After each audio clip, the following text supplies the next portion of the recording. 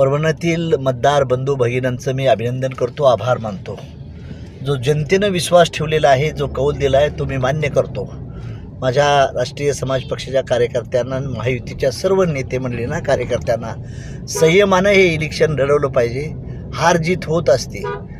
शंकर महादेवाला देखील विष प्राशन करून या पृथ्वीवर राज्य करायचं होतं आणि त्यांनी या समतेचा झेंडा उभा करण्याचा प्रयत्न केला. मी परभणीकरांना सांगेन की जो तुम्ही मला 26 दिवसात माझ्यावर प्रेम दिलं त्याबद्दल मी आपला हृदयातनं ऋणी आहे. माझे मित्रपक्ष भारतीय जनता पार्टी, शिवसेना शिंदेसाहेबांची आणि अजितदादांची राष्ट्रवादी यांचं देखील तमाम जनतेचं, RPIचं, राष्ट्रीय समाज पक्षाच्या सर्व कार्यकर्त्यांचं, नेत्यांचं आणि माझ्यासाठी जे आमदार, माझे आमदार, खासदार ज्यांनी प्रयत्न केलं, सामान्य कार्यकर्त्यांनी, माता भगिनींनी, महिलांनी, त्या सर्वांचं मी हृदयापासून अभिनंदन करतो. आणि पुन्हा विकासाची लढाई लढण्यासाठी मी पुन्हा परभणीच्या दृष्टीने देखील सतर्क.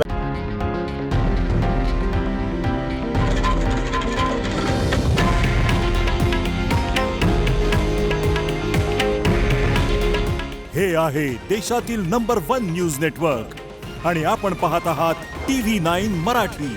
काळजी तुमची, हित महाराष्ट्राचं.